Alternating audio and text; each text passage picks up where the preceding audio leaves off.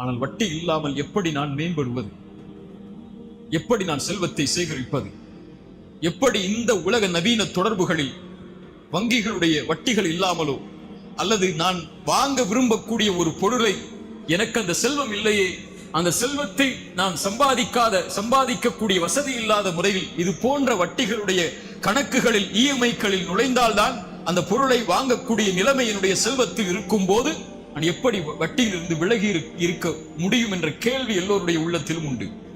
அப்படியா இல்லையா? Credit card use பண்ணாதவங்க, இஎம்ஐ பே பண்ணாதவங்க யாரும் கையை உயர்த்தினா கை கொஞ்சம் தான் கீழே இருக்கும். அது எல்லாருக்கும் தெரியும். இல்ல மஷா அல்லாஹ், அல்லாஹ் பாதுகாத்தவர்களை தவிர எல்லாருடைய மொபைல், நீங்க போட்டோ எடுக்கக்கூடிய மொபைல் எல்லாம் எத்தனை இஎம்ஐல இருக்குது, அல்லது நீங்க வாங்கி வச்சிருக்கக்கூடிய வீட்டுடைய பொருட்கள் எல்லாம் எத்தனை இஎம்ஐ இருக்குது, மாசம் மாசம் உங்களுடைய சேலரியில இருந்து எத்தனை இஎம்ஐ போய்கிட்டு இருக்குது உங்களுடைய வங்கி கணக்கில் இருந்துன்னு சொல்லி இங்க எல்லாருக்குமே தெரியும். அப்படியா இல்லையா?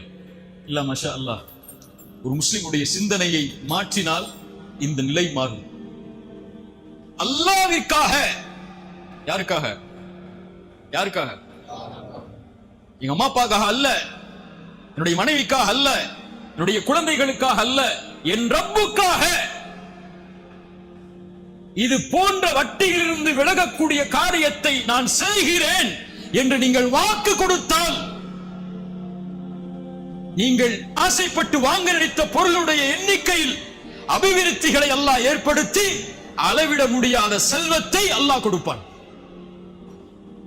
உங்களை பொறுத்த வரைக்கும் 1 லட்சம் ரூபாய் மொபைல் நான் எப்படி வாங்க முடியும் என்றிருந்தால் அல்லாஹ்வுடைய கஜானாவை என்ன நினைத்தீர்கள்?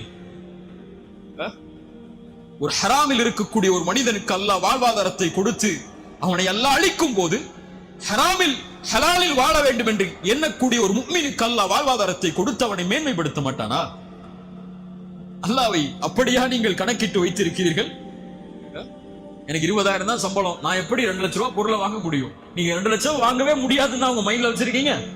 அல்லாஹ் உங்களுக்கு அந்த லட்சங்களை கொடுக்க மாட்டானா இன்னி வச்சிருக்கீங்க? ரசூலுல்லாஹி ஸல்லல்லாஹு அலைஹி வஸல்லம் சொன்னார்கள், மனிதர்கள், ஜின்கள், பறவைகள் என எல்லோரும் அல்லாஹ் படைத்ததில் முதலாமவர் முதல் இறுதியானவர் வரை எல்லோரும் ஒரு மைதானத்தில் ஒன்று கூடி அல்லாஹ்விடத்தில் அவங்களுடைய தேவைகளை முன்வைத்து எல்லோருடைய தேவைகளை அல்லாஹ் நிறைவேற்றினாலும் ஒரு கடலின் ஊசியை முக்கி நுழைத்தால் அந்த கடலின் நீரில் இருந்து அந்த ஊசி எந்த நீரை குறைத்திருக்குமோ அந்த அளவு கூட அல்லாஹ்வின் கஜானாவில் இருந்து குறைந்திருக்காது. எந்த கஜானாவை நம்பி நீங்க லோன் வாங்குறீங்க? எந்த கஜானாவை நம்பி இஎம்ஐக்கு போறீங்க? எந்த கஜானாவை நம்பி நீங்க உங்களுடைய வாழ்வாதாரத்தை மேன்மைப்படுத்த வேண்டும் உடனே என்று எண்ணுகிறீர்கள்? அதற்காக ஹராமில் அதை தேடுகிறீர்கள், ஹராமில் அந்த இன்பத்தை அனுபவிக்க முயற்சி செய்கிறீர்கள். அல்லாஹ்விடத்தில் இருக்கக்கூடிய அந்த கஜானா திறக்கப்பட வேண்டும் என்றால் உங்க பேங்குடைய கஜானா 2 டாக்குமெண்ட்ல திறந்துரும், 2 சைன்ல திறந்துரும், 2 பேர் விட்னஸ் போட்டா திறந்துரும், அல்லது 2 ஓடிபி கொடுத்தா கூட திறந்துரும். ரப்புடைய கஜானா திறக்கப்பட்டு உங்களுடைய வாழ்வாதாரம் மேன்மைப்பட வேண்டும் என்றால் ஹராம விடுங்கள், அல்லாஹ் அதிசயத்தை கொடுப்பான். குர்ஆன் சொல்லுகிறது, வலவ் அன்ன அஹ்லல் குரா ஆமனு வத்தகவ் லஃபதஹ்னா அலைஹிம் பரகாத்தின் மினஸ் ஸமாஇ வல் அர்த். அல்லாஹ் உலகத்தை கொடுக்க மாட்டேன்னு சொல்லவே இல்லை. முஃமின்களுக்கு கொடுக்கும் போதெல்லாம் பரக்கத்தோட கொடுப்பாங்கறான் அல்லாஹ்.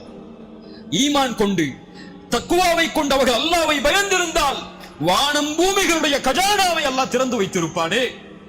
அல்லாஹ் சொல்கிறான், வலவ் அன்னஹும் அகாமுத் தௌராத வல் இன்ஜீல வமா உன்ஸில இலைஹிம் மின் ரப்பிஹிம் லஅகலூ மின் ஃபௌகிஹிம் வ மின் தஹ்தி அர்ஜுலிஹிம். அல்லாஹ் அக்பர்.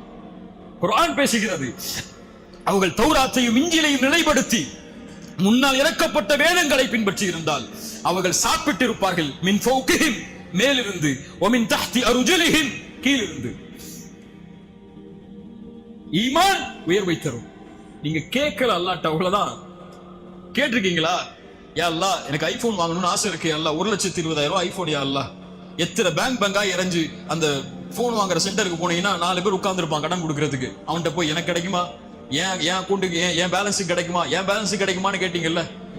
ஒரு முறை ஃபஜ்ருக்கு முன்னாடி ஒரு 10 நிமிஷம் முன்னாடி எழுந்து தஹஜ்ஜத் தொழுது சுஜூத் செஞ்சு, யா அல்லாஹ் எனக்கு இந்த போன் வாங்கணும்னு ஆசை யா அல்லாஹ், காசு இல்ல, அந்த போன் மேல எனக்கு ஒரு விருப்பம் இருக்கு, எனக்கு வாங்கி கூடிய அல்லான்னு கேட்டிருக்கீங்களா? முதல்ல அவன் 6 கேள்வி கேட்பான். அவன்கிட்ட போய் கேட்கறதுக்கு முன்னாடி ரப்பிட்ட போய் ஒரு வார்த்தை கேட்டிருந்தால், وَإِذَا سَأَلَكَ عِبَادِي عَنِّي فَإِنِّي قَرِيبٌ أُجِيبُ الدَّعْوَةَ الدَّاعِ إِذَا دَعَانِ. அழைப்பவர் அழைத்தால் பதில் கொடுக்கு. அல்லாஹ் கேட்டு கொடுப்பது, கொடுக்காமல் இருப்பதில்லை. ஒன்று கொடுக்கவில்லை என்றால் உனக்கு நல்லது இல்லை, அவ்வளவுதான். ஐபோன் உனக்கு நல்லது இல்லை, நரகத்துக்கு கூட்டு போயிடும். அதுல வேற ஏதோ வேலை பார்த்துருவேன், அதனால வேணாம். நோக்கியாவோட நிறுத்திக்கோன்னு அல்லாஹ் சொல்றான்னு அர்த்தம். இதனுடைய கூலியை மறுமையில் தந்துருவான், கவலைப்படாது. நீ கேட்டல்ல, கொடுக்கல, அதோட கூலி மறுமையில வாங்கிக்கோ என்று அல்லாஹ் அதனை நீக்குகிறான் என்று அர்த்தம். அல்லாஹ் கேட்கப்பட்ட எதையும், அது உலக காரியமாக இருந்தாலும் மறுமையின் காரியமாக இருந்தாலும், அவன் கரம் கீழே விழும்போது அல்லாஹ் கொடுக்கவில்லை என்றால் என்ன செய்கிறான்? அல்லாஹ் வெட்கப்படுகிறான். அல்லாஹ் வெட்கப்படுகிறான். அல்லாஹ் அக்பர், அல்லாஹ் அக்பர்.